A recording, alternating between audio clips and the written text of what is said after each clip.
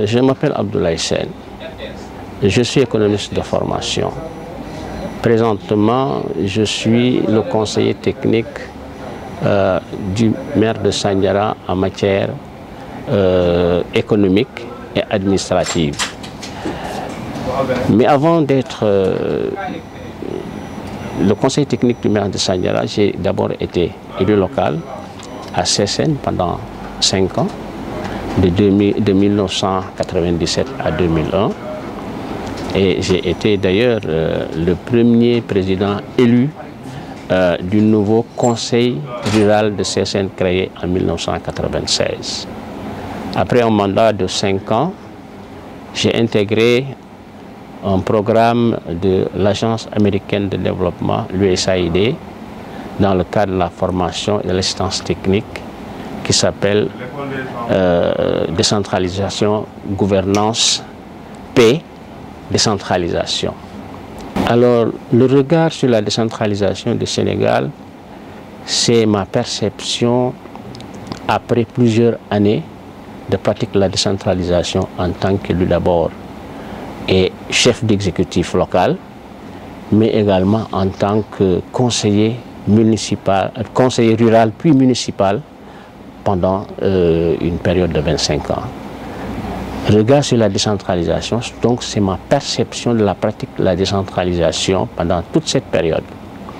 Et cette perception m'a permis de constater que dans la décentralisation au Sénégal, il y a un côté historique parce que la décentralisation est introduite dans notre pays par le colonisateur vers le 19e siècle. Et cette décentralisation a commencé au niveau des villes côtières avec les 4 communes comme Saint-Louis, Gorée, Dakar et Rufisque. Et ensuite, au fur et à mesure, on a intégré, on l'a élargi à d'autres villes. Et à partir de 1972, on l'a introduit dans le monde rural avec la création de la communauté rurale. Après la création de la communauté rurale, qui était un test en 1972, on l'a étendu à d'autres régions du Sénégal, parce que le test a commencé dans la région de Thiès. Et en 1996 également, on a créé un 3e ordre de collecte locale qu'on appelle la région. Alors, les grandes thématiques abordées dans cette décentralisation, fort de cette expérience, c'est que j'ai constaté qu'il y a eu un effort important, j'allais même dire incommensurable, qui a été réalisé par l'État pour introduire dans la gestion des affaires locales les populations à la base, en commençant par les communes, les communautés ensuite et enfin les régions. Mais cet effort présente des forces et des faiblesses. Ces forces, c'est que l'État a voulu faire participer les populations à la base dans le développement local, dans les gestions des affaires publiques, mais les faiblesses, c'est que il y a beaucoup d'impairs dans cette volonté de l'État à impliquer les populations dans la gestion des affaires publiques. Les impairs, on peut les trouver dans les textes où il y a des insuffisances, dans certaines où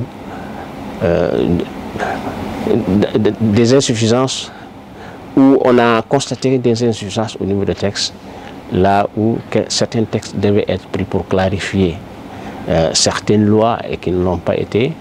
On a également constaté des insuffisances au niveau de la participation des acteurs, des insuffisances au niveau de la gouvernance.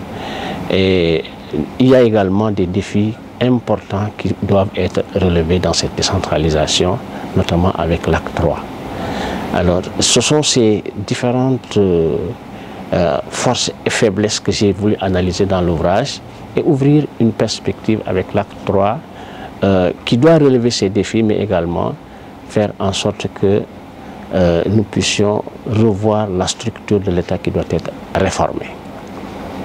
Voilà ce qui m'a motivé vraiment à écrire et pour partager mon expérience de la décentralisation avec les acteurs.